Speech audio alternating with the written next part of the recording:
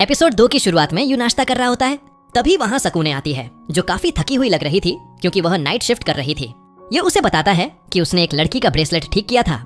यह सुनकर सकूने थोड़ी हैरान होती है और कहती है कि यह तुम्हारे लिए अच्छा मौका है। वह समझाती है कि अब तक वह सिर्फ हिमारी पर ही अपने प्रोडक्ट्स बेच रहा था, इसलिए उसके प्रोडक्ट्स में कोई भी यूनिकनेस या नयापन नहीं है। यह सुनकर यू थोड़ा उदास हो जाता है और कहता है, लेकिन सेल तो ठीक हो रही है ना?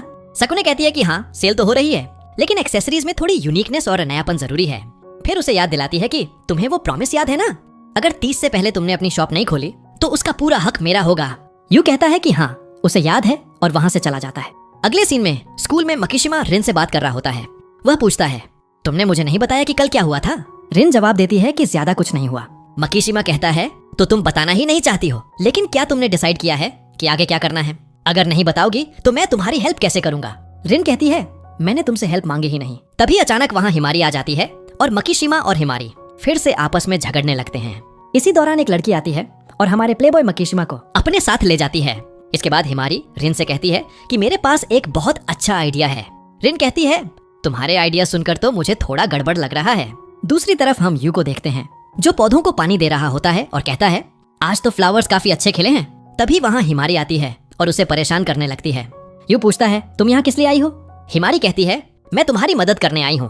तभी यू की नजर हिमारी के पेंडेंट पर जाती है। वह कहता है, मुझे लगा था इस बार तुम दूसरा कोई लॉकेट पहनोगी। फिर वह सोचता है शायद उसे कोई नया रोमांटिक या हार्ट ब्रोकन पेंडेंट बनाना चाहिए। यह सुनकर हिमारी हंसने लगती है और कहती है, तुम और रोमांस में इंटरेस्ट? ये तो हो ही नहीं सकता। इसके बाद वे दोनों इन्हीं टॉपिक्स पर बात करने लगते हैं। हिमारी एक तरह से यू को लेक्चर देने लगती है, तुम तो बिल्कुल लव गुरु की तरह एक्ट कर रही हो। हिमारी कहती है कि लव और रोमांस कई चीजों पर डिपेंड करते हैं और तुम्हें रोमांस के बारे में कुछ नहीं पता, फिर भी तुम रोमांटिक पेंडेंट्स बनाना चाहते हो। वह आगे कई चीजों पर बात करती है कि तुम्हें किस तरह के फिगर्स पसंद हैं, कौन सा हेयर कलर अच्छा लगता है और इसी तरह की और बातें। यू उसे देखकर थोड़ा कंफ्यूज हो जाता है और मन में सोचता है कि आज यह बहुत अजीब बिहेव कर रही है। फिर यू कहता है, मैं लड़कियों से ठीक से बात भी नहीं कर पाता और तुम मुझसे किस ट्राई करने को कह रही हो? हिमारी थोड़ी शर्माते हुए कहती है, तुम मेरे साथ किस ट्राई कर सकते हो? यू भी थोड़ा शर्मा जाता है और कहता है, हमारे बीच रोमांटिक फीलिंग्स नहीं है तो मैं तुम्हें किस कैसे करूं? हिमारी कहती है, तुम मेरे बहुत अच्छे बेस्ट फ्रेंड हो, अगर चाहो तो हम ट्राई कर सकते हैं। वह यू को समझाने लगती है और यू सोचने लगता है, हाँ, हम कर तो सकते हैं, लेकिन एक फ्रेंड के तौर पर करना गलत होगा। तभी हिमारी यू के काफी करीब आ जाती है और अपने लिप्स की तरफ इशारा करके कहती है, तुम रेडी हो ना? यू की हालत खराब हो जाती है, उसकी हार्ट बीट तेज हो जाती है। हिमारी उसे किस करने ही वाली होती है। यू भी अपनी आंखें बंद कर लेता है, लेकिन जैसे ही वह आंखें खोलता है देखता है कि हिमारी हंस रही है। वह समझ जाता है कि हिमारी ने उसके साथ प्रैंक किया। हिमारी उसे चिढ़ाने लगती है। यू मन में सोचता है, ये तो बहुत क्यूट है, कोई भी लड़का इसे किस करने से मना नहीं करेगा। तभी हिमारी कहती है, तुम सैटरडे को एकदम से तैयार रहना। यू फिर पूछता है, लेकिन किस वजह से? हिमारी हंसते हुए कहती है, वह तो बस एक सरप्राइज है। नेक्स्ट सीन में यू तैयार होकर वहाँ पर इंतजार कर रहा था। तभी वहाँ हिमारी भी आ जाती है। हिमारी मुस्कुराते हुए कहती है, देखा जाए तो तुम्हारा स्टाइल काफी अच्छा है। यू मन ही मन सोचने लगता है, हिमारी तो हमेशा क्यूट लगती है, लेकिन आज तो वह कुछ ज्यादा ही क्यूट लग रही है। तभी हिमारी कहती है, आज हमारे साथ एक और गेस्ट है। यू को कुछ भी समझ में नहीं आ रहा था और तभी हम देखते हैं कि उनके साथ तो रिन भी आ जाएगी। इसके बाद सभी एक कैफे में बैठे थे। यू तो काफी कंफ्यूज था। वह सोच रहा था, आखिरकार यहाँ चल क्या रहा है? दोनों लड़कियों के साथ मैं अकेला लड़का यहाँ क्या कर रहा हूँ? तभी हिमारी कहती है, तुम ना सिमिलर से ही प्रोडक्ट बनाते जा रहे हो, तो क्यों ना अब उस पर हम थोड़ा सा चेंजेस करें। इस तरीके से रिन हमारे लिए काफी लकी होने वाली है और वह तुम्हारे लिए न्यू मॉडल बनने के लिए रेडी भी हो चुकी है। यू ये सुनकर शॉक्ड हो जाता है। वह पूछता है, आखिरकार इसको पता कैसे चला? तुमने इसको बताया ना कि मैं ये सब बनाता हूँ? हिमारी कहती है, मैंने कुछ भी नहीं बताया, इसने खुद ही अपने आप फिगर आउट कर लिया।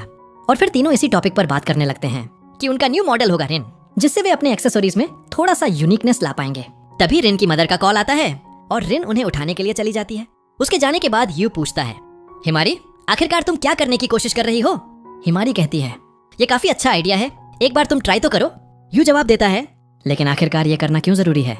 हिमारी मुस्कुराती है और कहती है, ये तो एक सीक्रेट है, वो मैं तुम्हें बाद में बताऊंगी। नेक्स्ट सीन में एक्सेसरीज की दुकान में यू देखकर पागल हो जाता है और वह काफी सारी चीजें खरीदने लगता है। ये देखकर रिन थोड़ी हैरान हो जाती है। अगले ही पल हिमारी रिन के ऊपर एक न्यू नेकलेस ट्राई करती है और वहाँ पर काफी बातें होने लगती हैं। हिमारी बार बार यू को चिढ़ा रही थी। कुछ देर बाद हिमारी हंसते हुए कहती है, तुम दोनों ऐसे ही ट्राई करो, मैं जलती हूँ। इतना चिढ़ाने की वजह से यू शर्माने लगता है। वह कहता है, तुम ऐसा मत करो, तुम काफी अजीब हो। यू की ऐसी हालत देखकर रिन भी जोर से हंसने लगती है। तभी वहाँ हिमारी फिर आती है। यू गुस्से में कहता है, तुम मेरे साथ ऐसे बार बार मत करो। हिमारी फिर से रिन के गले पर कई पेंडेंट्स ट्राई करने लगती है यू ये देखकर कहता है, इसके गले में सच में ये पेंडेंट काफी अच्छा लग रहा है, तुम रिन के गले पर इसको पहनकर देखो, क्योंकि तभी तुम अच्छी तरह से देख पाओगे। यू कहता है, लेकिन इसमें तो रिन को प्रॉब्लम हो सकती है। रिन कहती है, नहीं, मुझे कोई प्रॉब्लम नहीं है। फिर यू को एक पेंडेंट पसंद आता है और वह उसे रिन को पहना देता है। उस वक्त रिन काफी ब्लश कर रही थी और पूरी तरह से लाल हो गई थी। ये सब हिमारी देख रही थी और काफी खुश हो रही थी। इसके बाद हिमारी रिन का काफी मजाक उड़ाने लगती है, जिस वजह से रिन को गुस्सा आ जाता है और वह हिमारी की गर्दन पकड़कर देती है। उसके बाद वह दोनों फ्लावर शॉप में आते हैं। यू कहता है, हमने काफी सारे एक्सेसरीज खरीद लिए हैं, अब हमें कुछ फ्लावर्स खरीदने हैं। वहाँ रिन को एक फ्लावर पसंद आता है और यू उसे उस फ्लावर के बारे में सब कुछ बताने लगता है। इस वजह से दोनों के बीच काफी अच्छी कॉन्वर्सेशन हो जाती है, लेकिन अचानक रिन काफी शर्माने लगता है। इसके बाद रिन आगे चली जाती है। फिर हिमारी यू के पास आती है और पूछती है, तो फिर तुम्हें क्या लगता है, रिन कैसी रहेगी? यू कहता है, हाँ, हम इसके ऊपर काफी सारे पेंडेंट्स ट्राई तो करके देख सकते हैं। हिमारी मुस्कुराते हुए कहती है, हाँ, मुझे पता है, मैं काफी ज्यादा ग्रेट हूँ, और फिर अपना हाथ आगे बढ़ा देती है। यू कहता है, आखिरकार अब तुम्हें क्या चाहिए? हिमारी कहती है, मुझे ड्रिंक पीना है, और फिर वह ड्रिंक पीने के लिए चली जाती है। जाते वक्त हिमारी अपने आप से कह रही थी, मुझे उन दोनों की मदद करनी पड़ेगी ताकि वो दोनों और भी ज्यादा क्लोज आ सकें। लेकिन एक तरीके से हिमारी के मन में थोड़ा सा दुख भी था, क्योंकि अब उसकी जगह रिन लेने वाली थी। दूसरी तरफ यू रिन से पूछता है, आखिरकार तुम दोनों की दोस्ती कब हुई थी? रिन जवाब देती है, जब मैं छोटी थी तब मैं और मेरी मॉम एक साथ केक्स डिलीवरी करते थे। ऐसे ही एक दिन हम घर केक डिलीवर करने लगे थे, तब एक जगह बैठकर बुक्स पढ़ते रहते थे और इसी तरह हमारी दोस्ती हो गई। तभी यू पूछता है, आखिरकार तुम्हें किस तरह के फ्लावर्स पसंद हैं? रिन कहती है, मुझे बिग फ्लावर्स काफी ज्यादा पसंद हैं। लेकिन तभी यू की नजर अचानक रिन के चेस्ट पर चली जाती है। इसके बाद रिन तुरंत मुड़ जाती है और शर्माकर पूरी तरह लाल हो जाती है। फिर यू की नजर एक ट्यूलिप फ्लावर पर जाती है। वह कहता है, ये काफी अच्छा फ्लावर है, ये लव को अच्छी तरह से दर्शा पाएगा। रिन को भी वो फ्लावर काफी ज्यादा पसंद आता है। इसके बाद यू उस फ्लावर के बारे में काफी डिटेल में डिस्क्रिप्शन देने लगता है, लेकिन अचानक से रुक जाता है और कहता है, मुझे माफ करना, मैं ऐसे ही बकबक करने लग गया। मैंने तो तुमसे पहले ही कहा था कि मैं काफी बोरिंग इंसान हूँ।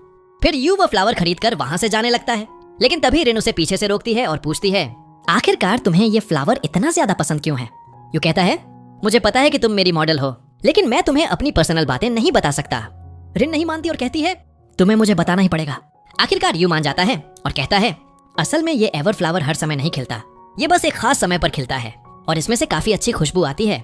फिर यू अपने पास्ट के बारे में बताने लगता है, जब मैं छोटा था, मैं अपने फ्रेंड्स के साथ एक बार पार्क में खेलने गया था। वहीं पर एक लड़की खो गई थी और मैं उसकी मदद कर रहा था ताकि मैं उसके पेरेंट्स को ढूंढ सकूं। तभी उसे एक फ्लावर बहुत पसंद आया था और मैंने वो उसे दिया भी था। लेकिन अब तो मुझे लगता है कि वो फ्लावर शायद अब मुरझा भी गया होगा, और उसके बाद से मुझे फ्लावर्स के बारे में जानना काफी ज्यादा अच्छा लगने लगा। मुझे तो ये भी लगने लगा था कि एक दिन मैं उस लड़की को भी ढूंढ लूंगा। मुझे पता है कि अभी मैं थोड़ा सा क्रीपी साउंड कर रहा हूँ, लेकिन मुझे माफ करना, और ये बात मैंने हिमारी को भी बता रखी है। तभी रिन कहती है, उस लड़की के बाल काले कलर के थे और तुमने उससे ये भी कहा था कि ये फ्लावर तुम्हारे बालों में बहुत अच्छे लगेंगे, क्योंकि वो फ्लावर काफी बड़ा भी था। और उससे पहले उस लड़की को अपने ब्लैक कलर के बाल काफी बेकार लगते थे, लेकिन उस दिन के बाद से उसे अपने काले बाल भी अच्छे लगने लगे।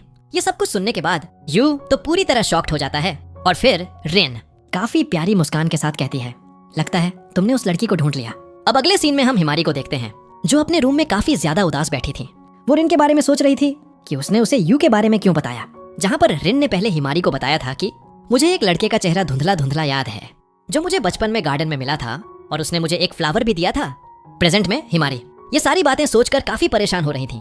वो सोचती है, यू ने मुझे ये बात बहुत पहले ही बता रखी थी, और वो लड़की तो उसके बेस्ट फ्रेंड से भी ज्यादा बढ़कर है। अब मुझे नहीं लगता कि यू को मेरी कोई जरूरत पड़ेगी, लेकिन अगर देखा जाए तो मैं यू के लिए काफी ज्यादा खुश हूँ, मगर मैं अब उसकी आंखों में और नहीं देख पाऊंगी। शायद मेरा और यू का जो एंड है वो यहीं खत्म हो गया है। और दोस्तों, इसी के साथ हमारा एपिसोड 2 खत्म हो जाता है।